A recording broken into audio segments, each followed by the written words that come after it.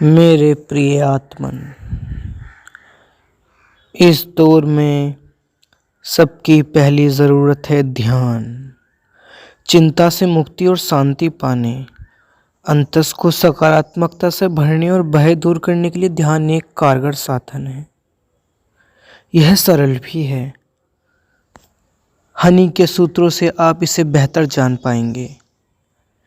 इस बारे में कोई संदेह नहीं कि ध्यान अनावश्यक चिंताएं और व्यवधान दूर करके शांति देता है और सकारात्मकता से भर देता है।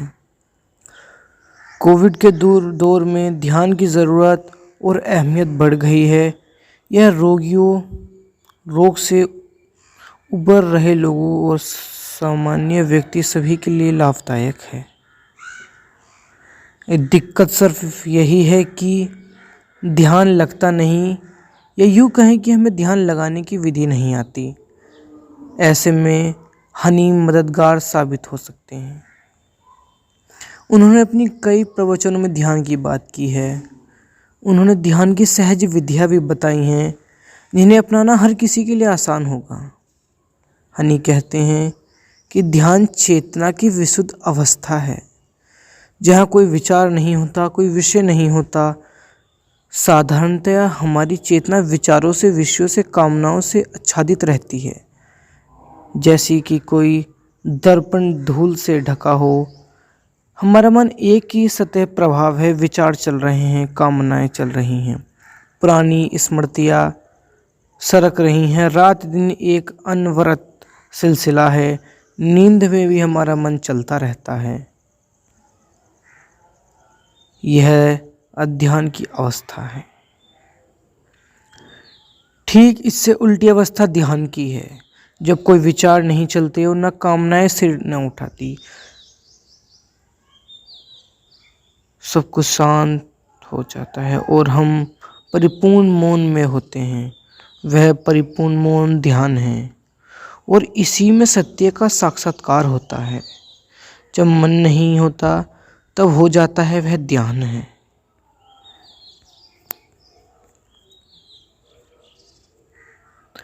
ध्यान की जगह हनी ने शुरुआती तैयारी के सुझाव भी दिए हैं। उनके अनुसार अगर ध्यान के लिए एक नियत जगह चुन सकें, एक छोटा सा मंदिर, घर में एक छोटा सा कोना, एक ध्यान का कक्ष, तो सर्वोत्तम है। फिर उस जगह को किसी और काम के लिए उपयोग ना करें, क्योंकि हर काम की अपनी तरंगें होती हैं। उस जगह का उपयोग सिर्फ ध्यान के लिए करें और किसी काम के लिए उसका उपयोग ना करें, तो वह जगह चार्ज हो जाएगी और रोज़ हमारी प्रतीक्षा करेगी। वह जगह बहुत सहयोगी हो जाएगी। वहाँ एक वातावरण निर्मित हो जाएगा जिसमें हम बहुत सरलता से ध्यान में गहरे प्रवेश कर सकते हैं। इसी वजह से मंदिरों, मस्जिदों और चर्चों का निर्माण हुआ था। कोई ऐसी जगह हो जिसका उपयोग सिर्फ ध्यान और प्रार्थना के लिए हो। ध्यान का समय, ध्यान के लिए एक नियमित समय चुन सकें तो वह भी बहुत उपयोगी होगा, क्योंकि हमारा शरीर, हमारा मन एक यंत्र है। अगर हम रोज़ एक नियत समय पर भोजन करते हैं तो हमारा शरीर उस समय भोजन की मांग करने लगता है। हमारा मन भी एक यंत्र है।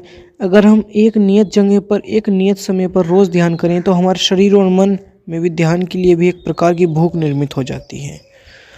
हर दिन उस समय पर शरीर और मन ध्यान में जाने की मांग करेगा। शुरू में यह बहुत सहयोगी होगा, जब तक कि ध्यान हमारे लिए इतना सहज ना हो जाए कि हम कहीं भी, किसी भी समय ध्यान में जा सकें।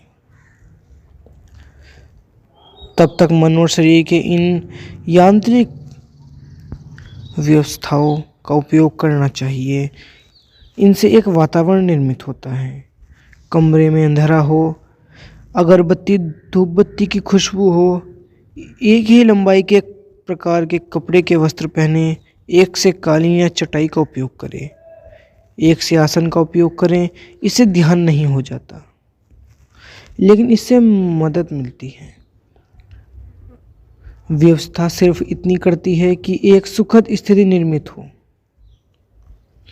और जब हम सुखद स्थिति में प्रतीक्षा करते हैं तो कुछ घटना घटता है जैसे नींद उतरती है तो ऐसा ही परमात्मा उतरता है। जैसे प्रेम घटता है ऐसे ही ध्यान घटता है। हम इसे प्रयास से नहीं ला सकते, हम इसे जबरदस्ती भी नहीं पा सकते।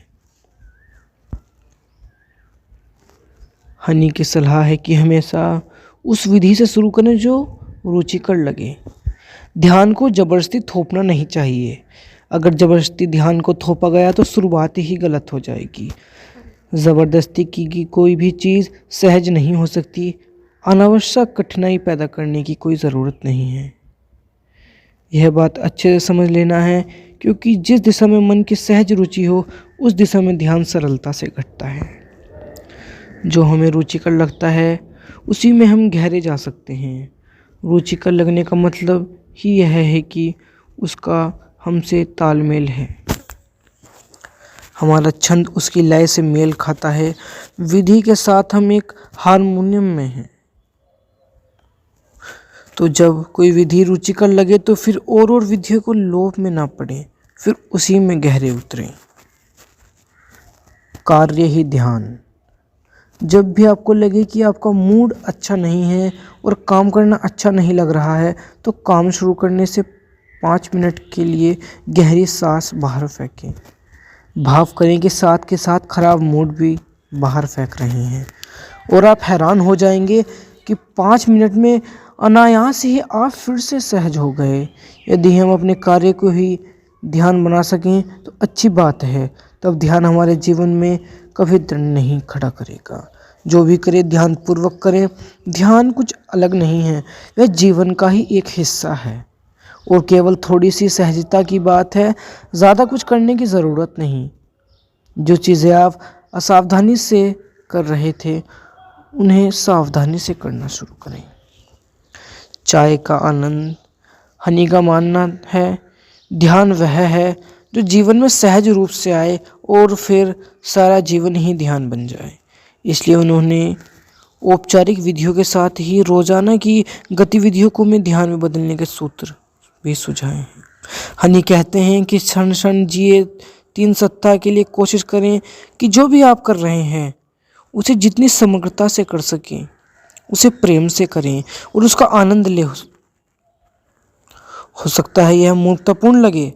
यदि आप चाय पी रहे हैं तो उसमें इतना आनंद लेने मूर्खतापूर्ण लग सकता है कि यह तो साधारण सी चाय ही है, लेकिन साधारण सी चाय भी असाधारण रूप से सौंदर्यपूर्ण हो सकती है।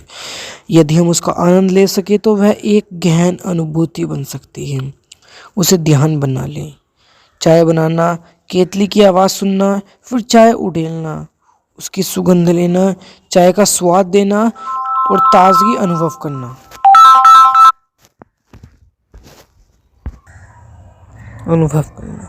मुर्दे चाय नहीं पी सकते, केवल अति जीवंत व्यक्ति ही चाय पी सकते हैं। इस क्षण हम जीवित हैं, इस पर हम चाय का आनंद ले रहे हैं। धन्यवाद से भर जाएं और भविष्य की मत सोचें। अगला पल अपनी फिक्र खुद कर लेगा। और अंत में आपके अंदर बैठे